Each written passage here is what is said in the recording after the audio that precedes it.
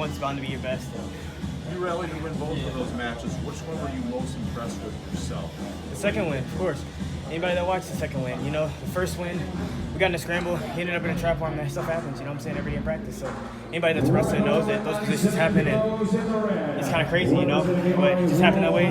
Second match, being down, you know, 4 or 5 nothing, having to grind back into the match, and then that's just going to take positive stand to get on the medal stand. So the first match, you say when he had that lift against you, he never felt vulnerable?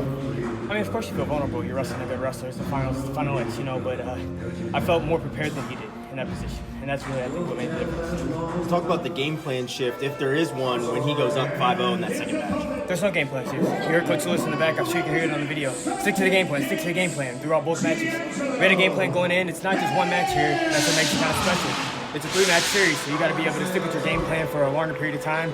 Stay focused mentally, you know what I'm saying, physically prepared for at least 2 matches. So I was prepared for that, and I feel like it showed out there. So you got a little banged up at the Open. How was that coming back off of, something that, was definitely nagging you at the Open? Yeah, it's still nagging me. It's hasn't gotten any better because there's been no rest. We helped our guys get ready for the challenge tournament.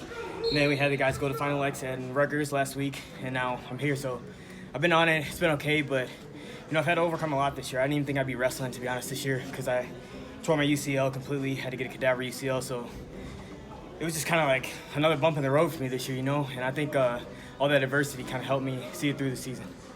How does Sean Lewis help you mentally? Oh, man. He's one of the best coaches in the world. You got my brother, he's all calm and kind of just chirping at you just a little bit. Coach Lewis, he's on you, you know what I'm saying? And he helps me mainly because I know I can count on him. If I'm doing something wrong, he's going to tell me. And it might not be the way I want him to tell me, but he's going to tell me. And I'm going to know, you know what I'm saying? So there's nothing hidden with him, you know what I'm saying? He's an open book. What he is what he is. So, that's what you're going to get every time. The Mango name means a lot to USA Greco. What does USA Greco mean to the Mango family? Oh, man, I mean, everything. USA Wrestling and USA Greco, it helped us, build a bright future thus far, gave us plenty of opportunities to travel, to be educated young black men in this society. So, I mean, hats off to USA Wrestling and USA Greco for giving us that opportunity, and helping shape us into the men we are today.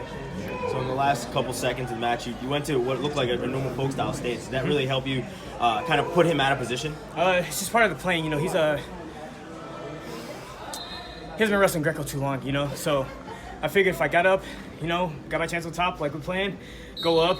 He can't handle the folk style stance and the snaps, you know what I'm saying? And so that was my game plan against him. Not saying that's how I wrestle normally, but like I said, that's what makes it special, man. You got time to prepare and you have one opponent, so you kind of know what you got to do out there.